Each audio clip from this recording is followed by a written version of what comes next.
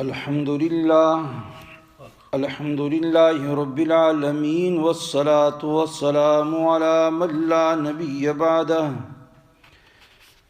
أما بعد فأعوذ بالله من الشيطان الرجيم بسم الله الرحمن الرحيم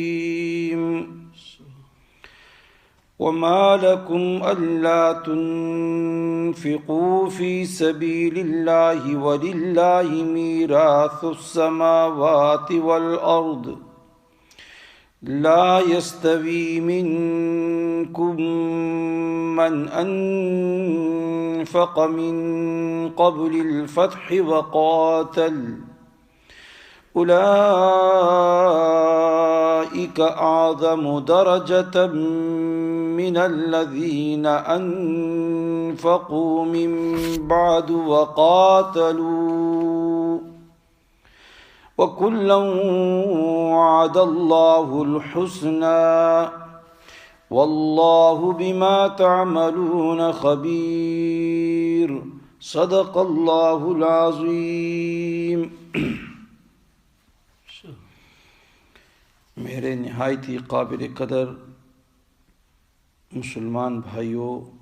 بزرگوں، آپ حضرات کے سامنے سورہ الحدید 27واں سپارہ آیت نمبر 10 تلاوت کی ہے۔ رب العالمین سے دعا ہے کہ اللہ اس آیت کے متعلق صحیح بات کہنے کی توفیق عطا فرمائے، اور رب العالمین ہم سب مسلمانوں کو صحیح معنوں میں قرآن و سنت کی سمجھ اور اس کے اوپر عمل کی توفیق عنایت فرما دے۔ اس سے پہلی والی آیتیں جو پچھلے درسوں میں گزری، اس میں انفاق فی سبیل اللہ کے لیے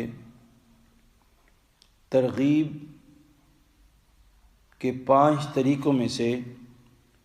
پہلا طریقہ گزرا، جس میں اللہ رب العالمین نے ارشاد فرمایا کہ آمنوا باللہ ورسولہ، اللہ اور اس کے رسول پر ایمان لاؤ، وانفقوا مما جعلکم، اور اس مال میں سے خرچ کرو جو تمہارے ہاتھ میں اللہ رب العالمین نے دیا ہے اپنا نائب بنا کر۔ گویا اس آیت میں یہ بتایا گیا کہ جو تمہارے پاس مال ہے وہ تمہارا نہیں، وہ اللہ کا مال ہے، اس کے مال میں سے خرچ کرو۔ تم خرچ کرو گے، رب العالمین تمہیں اجر عطا فرمائے گا تمہارے خرچ کرنے پر۔ مال اللہ کا ہے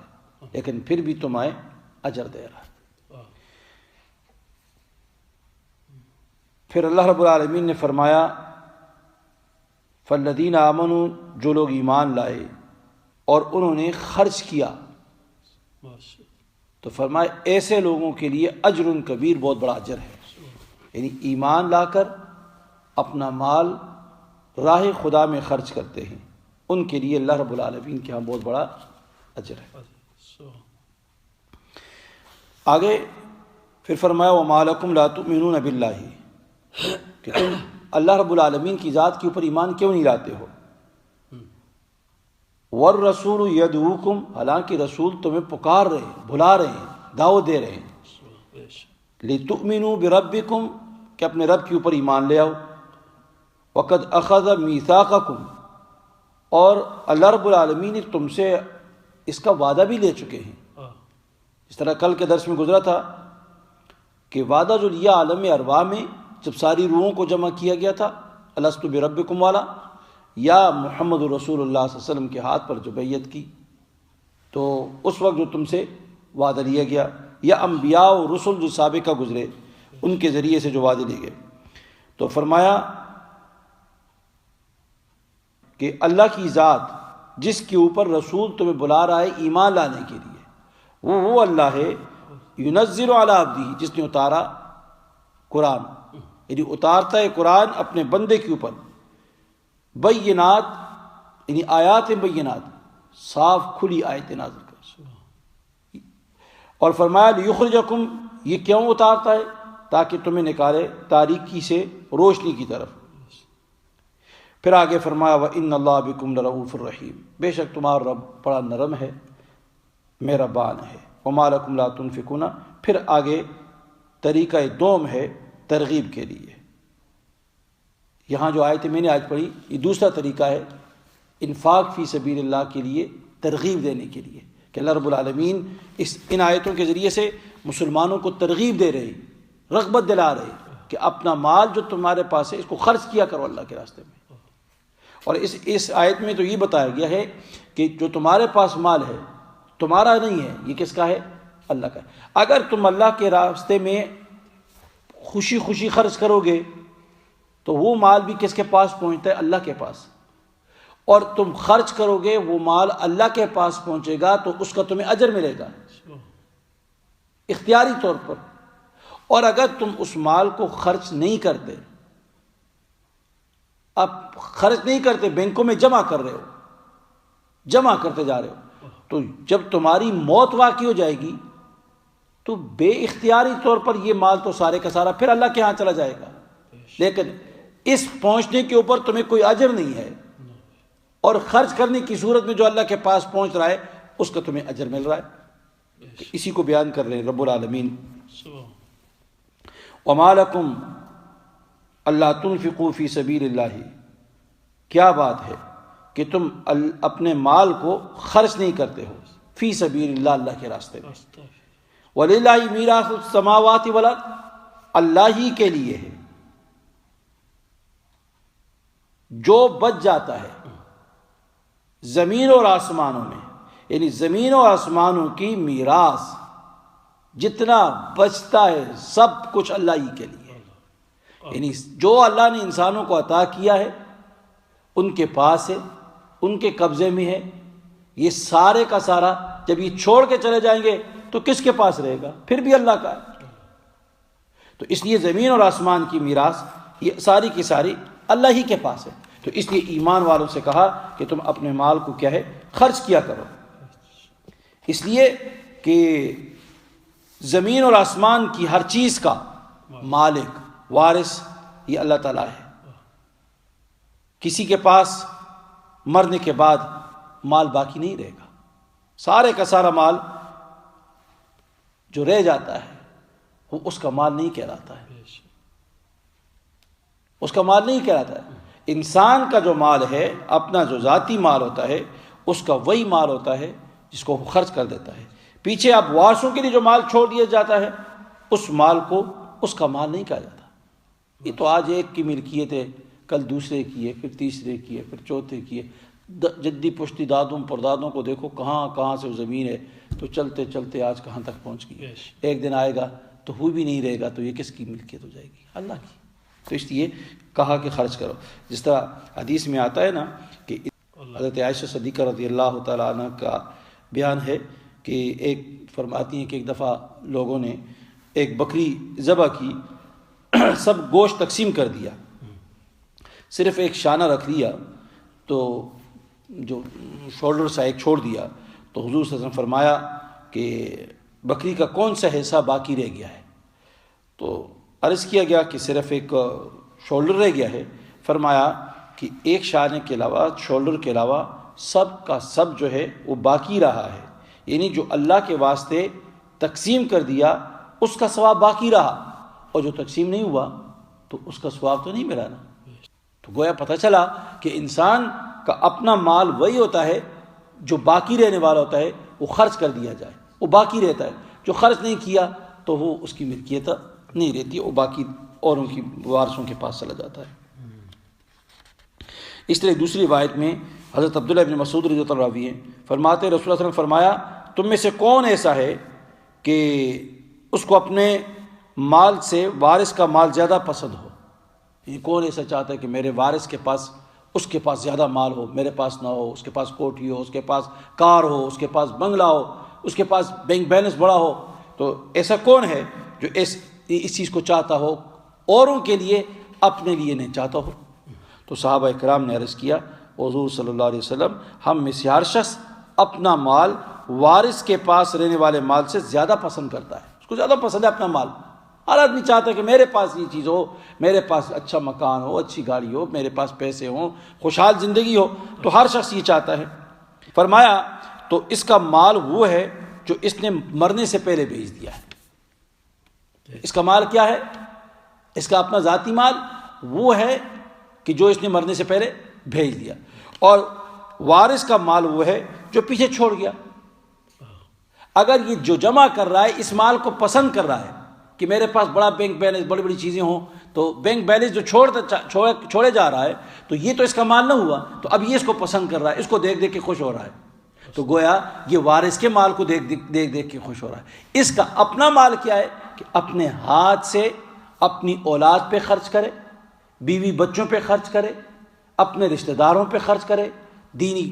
کاموں کے لیے خرچ کرے، اللہ کے راستے میں جو مال خرچ کرتا ہے، یہ مال حقیقت میں کیا ہے؟ یہ اس کا اپنا ذاتی مال ہے، یہ ذاتی مال ہے۔ اس کو دیکھے کہ میں نے کتنا خرچ کیا، تو اس کو دیکھ دیکھ کر خوش ہوتا جائے اور اللہ سے دعا کرے کہ اللہ تو میرے خرچ کیے ہوئے مال کو تو قبول فرما دے۔ آگے اللہ رب العالمین نے فرمایا لا یستوی منکم من انفق من قبل الفتح وقاتل، لا یستوی کہ برابر نہیں ہے تم میں سے، من انفقا تم میں سے کوئی برابر نہیں اس شخص کے جس نے اپنا مال خرچ کیا من قبل الفتح فتح مکہ سے پہلے، وقاتل اور لڑائی کی۔ کیوں؟ اس لیے فرمایا اولئک اعظم درجۃ من الذین،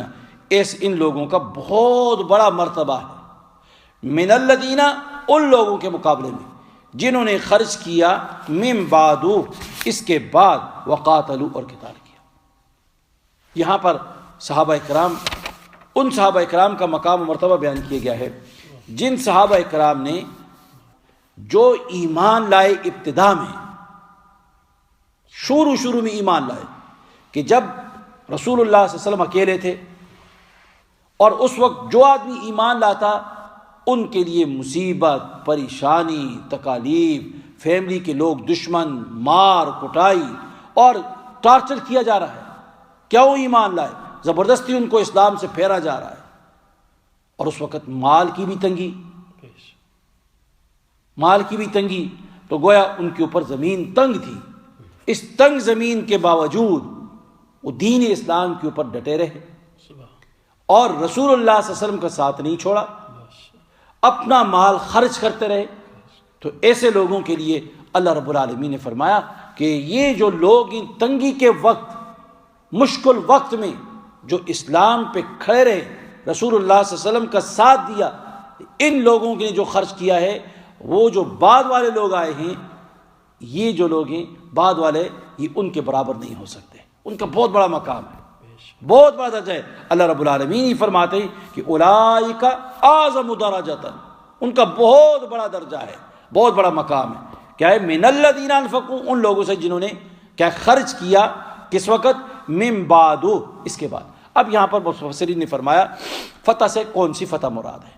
فتح سے مفسرین نے لکھا کہ یا تو اس سے فتح مکہ مراد ہے، کہ فتح مکہ کے بعد اسلام کو غلبہ حاصل ہو گیا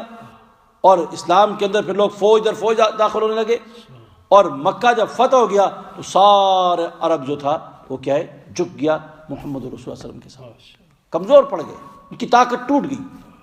اور بعد میں فرمایا صلح حدیبیہ کے موقع پر جب رسول اللہ صلی اللہ علیہ وسلم کا معاہدہ ہوا، اس وقت تک تو صحابہ کرام مکہ میں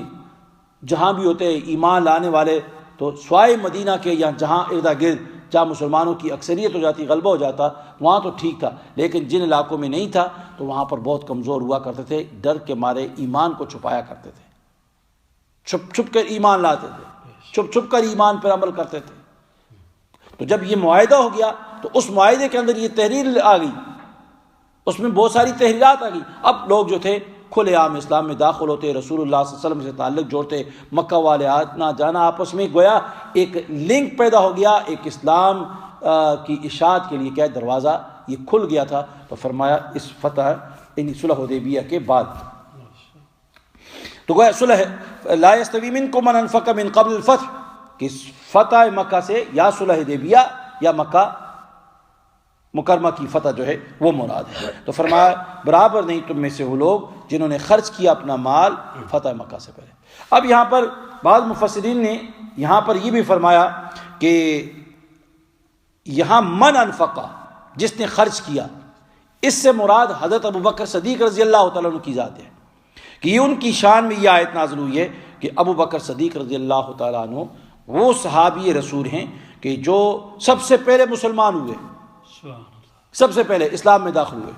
اور جب اسلام میں داخل ہوئے تو ان کے پاس اس وقت 40,000 اس زمانے کی رقم تھی، اور جو ہی اسلام میں داخل ہوئے وہ 40 کے 40,000 اللہ کے راستے میں رسول خرچ کر دیے انہوں نے، غلاموں کے آزاد کرنے میں، اسلام کی اشاعت میں، رسول اللہ صلی اللہ علیہ وسلم کے اوپر جہاں ضرورت پڑتی تو اس سارے کے سارے مال کو انہوں نے کیا کر دیا، اللہ کے راستے میں خرچ کر دیا، اور کیا غلاموں کی بڑی بڑی رقمیں دے کر انہوں نے کیا ان غلاموں کو آزاد کیا جو مسلمان ہو چکے تھے، اور لوگ ان کے مالک جو تھے ان کے اوپر بہت زیادہ ظلم کرتے تھے، تشدد کرتے تھے، ان کو انہوں نے کیا کر دیا، آزاد کر دیا۔ تو ابوبکر صدیق رضی اللہ تعالیٰ عنہ کے حق میں کہتے ہیں کہ یہ آیتیں نازل ہوئی۔ تو ایک دفعہ حضرت عبداللہ ابن مرۃ نے فرمایا کہ میں رسول اللہ صلی اللہ علیہ وسلم کی خدمت میں حاضر تھا، حضرت ابوبکر صدیق رضی اللہ عنہ بیٹھے ہوئے تھے، تو حضرت ابوبکر صدیق رضی اللہ عنہ نے ایک جبہ پہنا ہوا تھا اور اس کے بٹن نہیں تھے، کانٹے کے ساتھ اس کے بٹن کو اس طرح بند کیا ہوا۔ جبرائیل علیہ السلام اتنے میں آئے اور جبرائیل علیہ السلام نے کہا یہ کیا بات ہے کہ ابو بکر ایک جبہ پہنے ہوئے ہیں اور جس کے سینہ کو کانٹا چبو کر بند کر دیا گیا ہے۔ تو حضور صلی اللہ علیہ وسلم نے فرمایا کہ انہوں نے فتح سے پہلے اپنا سارا مال راہ خدا میں خرچ کر دیا ہے۔ جبرائیل علیہ السلام نے کہا اللہ فرماتا ہے کہ ان کو میری طرف سے سلام کہو۔ کیا شان ہے ابو بکر صدیق رضی اللہ عنہ کی، اللہ رب العالمین سلام بھیج رہے ہیں، سلام بھیج رہے ہیں، تو فرمایا ان کو میری طرف سے سلام کہو، اللہ رب العالمین فرما رہے ہیں۔ جبرائیل علیہ السلام نے کہا اور پوچھو کیا تم اس مفلسی میں مجھ سے راضی ہو؟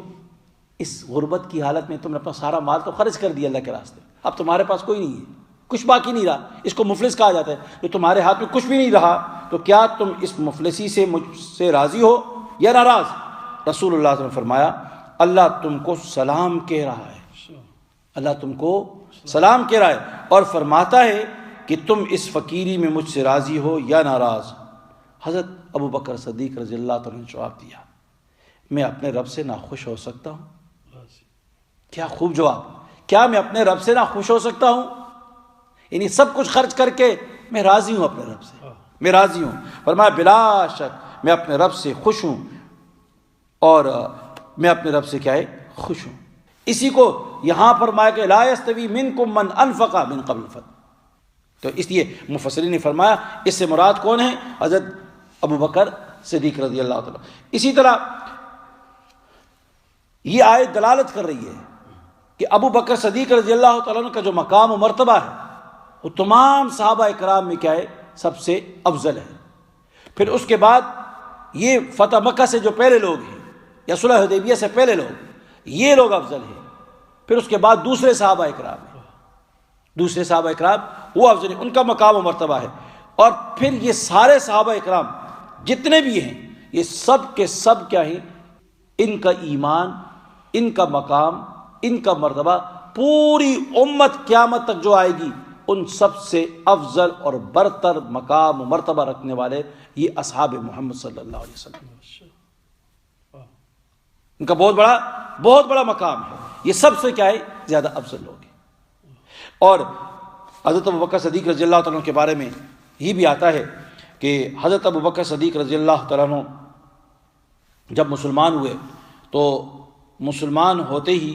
انہوں نے جب اپنا مال خرچ کیا اللہ کے راستے میں، ان کو دیکھا دیکھی اور لوگ بھی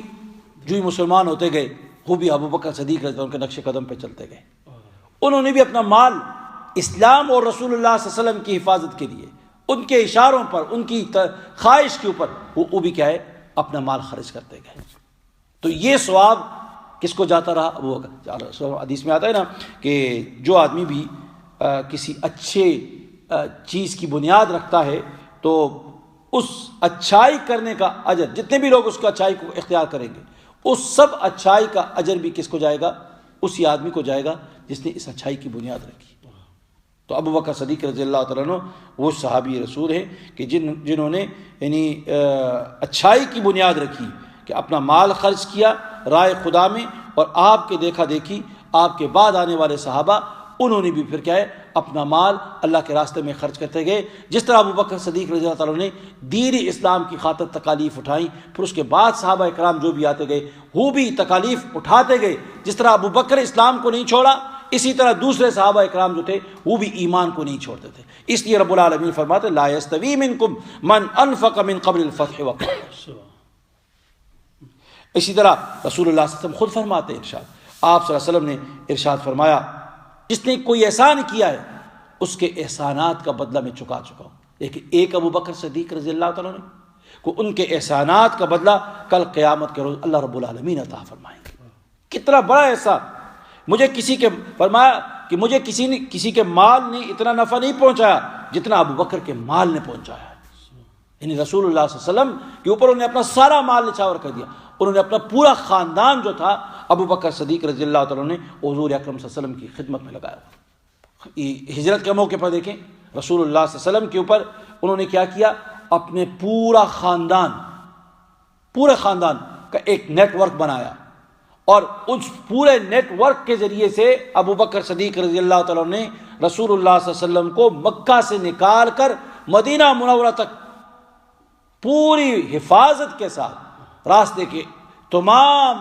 حالات کو جانچنے کے ساتھ اور کھانا پینا ہر چیز کا انتظام کے ساتھ مدینہ منورہ تک پہنچایا۔ اپنی اولاد، اپنے گھر والوں کے، اپنے خدام، اپنے نوکروں کے، سب کے جو ہے ان کی کیا ہے ڈیوٹیاں لگا دی۔ کسی کو کہا تو خبریں لائے گا، کسی کو کہا تو دودھ پلائے گا، کسی کو کہا کھانے کا انتظام یہاں، کسی کو کہا یہ راستہ لائے گا بتائے گا، کسی کو سواریوں کے لگائے یہاں سواری رکھنا یا چھوڑنا۔ گویا ایک پورا نیٹ ورک جال پورا بچھا دیا مدینہ منورہ تک، اور رسول اللہ صلی اللہ علیہ وسلم کو کافروں کے حصار سے جو آپ کے خون کے پیاسے اور آپ کے قتل کے در پہ تھے اور پکڑنے کے در پہ تھے، اس ماحول میں ابو بکر صدیق رضی اللہ تعالیٰ عنہ رسول اللہ صلی اللہ علیہ وسلم کے ساتھ کھڑے رہے اور وہاں سے لے کر مدینہ منورہ تک بحفاظت وہاں پر پہنچایا۔ تو یہ ابو بکر صدیق رضی اللہ عنہ گویا ان کا بہت بڑا مقام و مرتبہ ہے۔ اسی طرح جس طرح رسول اللہ صلی اللہ علیہ وسلم کے بارے میں یعنی اپنی جان کی بازی انہوں نے لگائی، کس طرح لگائی اس کے بارے میں بھی ایک واقعہ یہاں بخاری شریف کی روایت کے حوالے سے تفسیر مظری میں ہے۔ فرماتے ہیں عقبہ بن ابی معیط نے رسول اللہ صلی اللہ علیہ وسلم کو کعبہ میں نماز پڑھتے دیکھا تو آپ کے گلے میں چادر ڈال کر اتنے کھینچی کہ گلا گھٹنے لگا۔ ابو بکر صدیق نے دیکھا اور آ کر عقبہ کو دور کر دیا اور فرمایا کیا تم لوگ ایسے شخص کو قتل کر دو گے جو کہتا ہے میرا رب اللہ ہے، اور تمہارے پاس کھلے ہوئے دلائل لے کر آیا ہے، اس کی دلیل کا جواب تمہارے پاس کوئی شو نہیں ہے؟ تو ابو عمر کی روایت میں یہ بھی اس طرح ہے تو کافروں نے حضرت ابو بکر صدیق رضی اللہ تعالیٰ عنہ کو پکڑ کر بہت سخت مارا۔ رسول اللہ صلی اللہ علیہ وسلم کو چھوڑ کر ابو بکر کو مارنے لگ گئے کہ بہت سخت مارا، چوٹیں لگائیں۔ جب آپ گھر کو واپس لوٹ کر آئے تو حالت یہ ہو گئی کہ اپنے بالوں پر اس طرح ہاتھ پھیرتے تو ہاتھ کے ساتھ بال بھی آ جاتے تھے۔ اتنا بالوں کو کھینچا کہ وہ بال نرم ہو گئے اور کمزور پڑ گئے، تو آپ کہتے تھے تبارکت یا ذا الجلال۔ تو گویا ابو بکر صدیق رضی اللہ تعالیٰ عنہ رسول اللہ صلی اللہ علیہ وسلم کی حفاظت کے لیے بدر میں بھی شریک ہوئے، عہد میں شریک ہوئے، ہر جگہ میں رسول اللہ صلی اللہ علیہ وسلم کے ساتھ کھڑے رہے۔ آپ صلی اللہ علیہ وسلم کو تنہا کبھی نہیں چھوڑا۔ ہجرت کا سفر سب سے مشکل ترین سفر ہے، مشکل ترین سفر، اس میں ابو بکر صدیق رضی اللہ عنہ رسول اللہ صلی اللہ علیہ وسلم کے ساتھ کھڑے رہے۔ اور پھر رسول اللہ علیہ وسلم جب معراج پر گئے تو معراج سے واپس آئے، تو معراج سے واپس آ کر جب گواہی دے رہے لوگوں کو بتا رہے کہ میں معراج پہ گیا ہوں، سارے لوگوں نے انکار کر دیا، اور ابو بکر صدیق رضی اللہ تعالیٰ عنہ کھڑے ہوئے اور انہوں نے کہا کہ نہیں، رسول اللہ صلی اللہ علیہ وسلم کی تصدیق کی اور کہا کہ جو میرے محمد صلی اللہ علیہ وسلم نے کہا ہے وہ بالکل سچ کا ہے۔ تو گویا حضور نبی پاک صلی اللہ علیہ وسلم نے خود بھی فرمایا کہ ابو بکر وہ ہے کہ جب سارے لوگ انکار کر رہے تھے، کوئی تصدیق نہیں کر رہا تھا رسول اللہ صلی اللہ علیہ وسلم کی، اس وقت ایک ابو بکر صدیق رضی اللہ تعالیٰ عنہ تھے جو حضور صلی اللہ علیہ وسلم کی تصدیق کیا کرتے تھے، اور آپ اکیلے اس وقت رسول اللہ صلی اللہ علیہ وسلم کی نبوت کی تصدیق کی، آپ کے معراج کے سفر کی بھی تصدیق، گویا رسول اللہ صلی اللہ علیہ وسلم کی تصدیق کرنے میں بھی سب سے سبقت کرنے والے، اور اکیلے تھے۔ کوئی اس وقت کیا ہے مردوں میں سے ایسی جرت نہیں کر سکتا تھا، لیکن ابو بکر صدیق تو گویا ابو بکر صدیق رضی اللہ تعالیٰ عنہ رسول اللہ صلی اللہ علیہ وسلم کے ساتھ کھڑے تھے۔ تو اسی طرح آپ رضی اللہ تعالیٰ عنہ کی وجہ سے بہت سارے لوگوں کو اللہ تعالیٰ نے اسلام کی دولت بھی عطا کی ہے۔ دولت اسلام کی دولت سے کیا ان کی قریش کے بڑے بڑے جو سردار تھے، ہر قبیلہ بڑے جو تھا اس کے بڑے بڑے سرداروں میں سے لوگ مسلمان اسلام میں داخل ہوئے ابو بکر صدیق رضی اللہ عنہ کی وجہ سے۔ اور جس طرح یہ آتا ہے نا کہ آپ کی دعوت سے بنی عبد الشمس کے سردار حضرت عثمان رضی اللہ تعالیٰ عنہ یہ مسلمان ہوئے،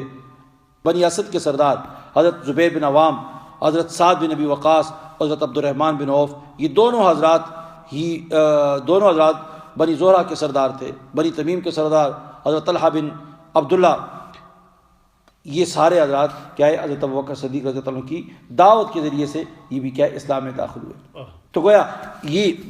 اس آیت کے اندر جو اللہ رب العالمین فرماتے ہیں کہ لا یستوی منکم من انفق من قبل الفتح وقاتل، کہ برابر نہیں ہے، تو مفسرین نے یہ فرمایا کہ اس سے مراد کون ہے؟ ابو بکر صدیق رضی اللہ تعالیٰ عنہ۔ تو فرمایا لا یستوی برابر نہیں تم میں سے من انفق من قبل الفتح، تم میں سے برابر نہیں اس شخص کے جس نے خرچ کیا من قبل الفتح، فتح سے پہلے، وقاتل اور لڑائی کی، اولئک اعظم درجۃ، ان لوگوں کا بڑا درجہ ہے، من الذین، ان لوگوں سے جنہوں نے انفقوا خرچ کیا، من بعد اس کے بعد، وقاتلوا اور لڑائی کی، وکلا وعد اللہ الحسنى۔ آگے رب العالمین نے پھر سارے صحابہ اکرام کا مقام بیان کیا کہ دیکھیں فتح مکہ سے پہلے جنہوں نے خرچ کیا وہ تو اپنے مقام کے اعتبار سے بہت بڑا مقام رکھتے ہیں، لیکن جو بعد میں آئے ہیں، بعد والے ہیں، ان کا مقام بھی کوئی کم نہیں ہے، وہ بھی بڑے مقام و مرتبہ والے ہیں، ان سے بھی اللہ نے جنت کا وعدہ کیا ہے، ان سے بھی اللہ نے جنت کا کیا ہے وعدہ کیا ہے، اور وہ بڑے لوگ ہیں، ان کے لیے فرمایا کہ وَكُلًّا وَعَدَ اللَّهُ الْحُسْنَى، سب سے جتنے بھی ہیں رسول اللہ صلی اللہ علیہ وسلم کے صحابہ جو بھی آئے محمد الرسول اللہ صلی اللہ علیہ وسلم کے سامنے ایمان لے آئے، ان سب کا مرتبہ مقام بیان کرتے ہوئے فرمایا وَكُلًّا وَعَدَ اللَّهُ الْحُسْنَى، ہر ایک سے اللہ تعالیٰ نے کیا ہے اچھائی کا وعدہ کیا، جنت کا وعدہ کیا ہوا ہے۔ اس لیے صحابہ اکرام کے بارے میں کبھی بھی کوئی غلط زبان نہیں کھولنی چاہیے، ان کے بارے میں غلط نہیں سوچنا چاہیے۔ ان کے آپس کے معاملات ہیں، ان کے آپس کی کہیں لڑائیاں ہو چکی ہیں تو ان لڑائیوں کے اوپر تبصرے نہیں کرنے چاہیے، کسی کو اچھا اور کسی کو برا نہیں کہنا چاہیے، کسی کو غلط اور کسی کو صحیح نہیں کہنا چاہیے۔ وہ صحابہ اکرام جو ان کی آپس کی لڑائی ہوئی ہے وہ آپس میں ذاتی مفادات کے لیے نہیں ہوئی، ذات کے لیے کوئی نہیں لڑا، ہر ایک لڑا ہے تو اس میں بھی ان کی سوچ اور فکر اللہ رب العالمین کی رضا تھی۔ ہر ایک یہ سمجھتا تھا کہ یہ چیز ٹھیک ہے، یہ غلط ہے، یہ صحیح ہو رہا ہے، یہ غلط ہو رہا ہے، تو گویا ہر ایک کی سوچ اور فکر کیا تھی؟ یہی تھی کہ اللہ رب العالمین کی رضا حاصل ہو جائے، برائی مٹ جائے۔ اجتہادی غلطی اس کو کہا جا سکتا ہے۔ اجتہاد کے اندر کیا ہے، ایک کے اجتہاد میں شاید اس وقت غلطی ہو، وہ کون اب اجتہاد کے صحیح اور غلط ہونے کا فیصلہ تو اللہ رب العالمین کرے گا۔ اس لیے رسول اللہ صلی اللہ علیہ وسلم نے پہلے ہی پیشن گوئی کر کے چلے گئے تھے، اللہ فی اصحابی لا تتخذوهم غرضا من بعدی، میرے صحابہ کے بارے میں اللہ سے ڈرتے رہنا، اللہ سے ڈرتے رہنا، کبھی بھی ان کو کیا ہے اپنی زبان اور قلم کے ذریعے سے کیا ہے نشانے پہ نہ لانا، ان کے بارے میں بالکل خاموشی اختیار کر لو۔ جو ان سے محبت کرے گا فرمایا وہ میری محبت کی وجہ سے ان سے محبت کرتا ہے، جو ان سے بغض کرتا ہے تو مجھ سے بغض کی وجہ سے ان سے بغض رکھتا ہے۔ اتنا سخت جملہ رسول اللہ صلی اللہ علیہ وسلم نے فرمایا ہے۔ تو اس لیے صحابہ کرام جو ہیں وہ سارے کے سارے کیا ہے امت مسلمہ کے اوپر ان کا بہت بڑا کیا احسان ہے۔ پوری امت مسلمہ کیا ہے اگر ساری امت مل کر اپنا سارا خزانہ خرچ کر دے، انہوں نے جو خرچ کیا رسول اللہ صلی اللہ علیہ وسلم کے لیے، انہوں نے جو خرچ کیا آدھا کلو اگر کھجور بھی خرچ کیے تو پوری امت کے خرچ کیے ہوئے مال سے وہ زیادہ افضل تھی، زیادہ بہتر ہے۔ اس لیے تو رب العالمین نے ان کے خرچ کی تعریف کی ہے نا کہ لا یستوی منکم من انفق من قبل الفتح وقاتل اولئک اعظم درجۃ من الذین انفقوا من بعد وقاتلوا۔ اور پھر سارے صحابہ اکرام کے بارے میں فرمایا وَكُلًّا وَعَدَ اللَّهُ الْحُسْنَى، ان سب صحابہ اکرام سے رب العالمین نے کیا مکہ فتح سے پہلے خرچ کرنے والے بھی اور اس کے بعد بھی رسول اللہ صلی اللہ علیہ وسلم کے ساتھ کھڑے ہونے والے جنہوں نے اپنا مال بھی خرچ کیا، اپنی جان کی قربانی بھی دی، اپنے بچوں کو قربان کیا، اپنے گویا ان لوگوں کی تعریف کیا ہے اللہ تعالیٰ نے۔ مال بھی خرچ کیا انہوں نے، اولاد کو بھی قربان کیا، جان بھی قربان کی، مال بھی قربان کیا، یہ سب کچھ قربان کیا کس کے لیے؟ اللہ کی رضا کے لیے۔ اللہ رب العالمین نے ان کے مال کو کیا کر دیا؟ قبول فرما دیا۔ تو اس لیے صحابہ اکرام کے بارے میں کبھی بھی انسان کو غلط بات نہیں کرنی چاہیے اور نہیں غلط سوچنا چاہیے۔ وہ بڑے لوگ تھے، ان کی وجہ سے آج ہم تک دین پہنچا ہے۔ اگر ہم ان کی برائی کرنے لگے، ان کو برا بلا کہنے لگے، تو پھر دین کے اوپر، دین کے بارے میں کیا کہیں گے؟ قرآن کے بارے میں کیا کہیں گے؟ احادیث رسول اللہ صلی اللہ علیہ وسلم کے بارے میں کیا کہیں گے؟ یہ تو سارے کا سارا ہمیں رسول اللہ صلی اللہ علیہ وسلم کے صحابہ کے واسطے سے ملا ہوا ہے۔ یہ کوئی چیز کتاب میں موجود نہیں تھی، کتاب میں پڑھی ہو کہ کتاب اٹھا کے ہم تک پہنچی ہو، یہ تو سینہ بسینہ ہم تک پہنچی ہے ان کی۔ اس لیے صحابہ اکرام کے بارے میں اللہ رب العالمین سے ڈرنا چاہیے۔ پھر ابو بکر صدیق رضی اللہ تعالیٰ عنہ، جن کا مقام بہت بڑا مقام ہے اسلام کے اندر، بہت بڑا مقام ہے، ان کی عظمت، ان کا احترام، سارے صحابہ اکرام کا ادب، احترام، یہ کیا ہے اپنے دلوں میں رکھنا چاہیے۔ اور جو آدمی دنیا میں جس سے محبت کرے گا، کل قیامت کے روز وہ انہی کے ساتھ کھڑا ہوگا۔ آج اگر صحابہ اکرام کی محبت اپنے سینوں میں سجاؤ گے، سینوں میں سجا کر ان سے محبت کرو گے، کل قیامت کے روز اللہ رب العالمین صحابہ اکرام کے ساتھ کھڑا کرے گا۔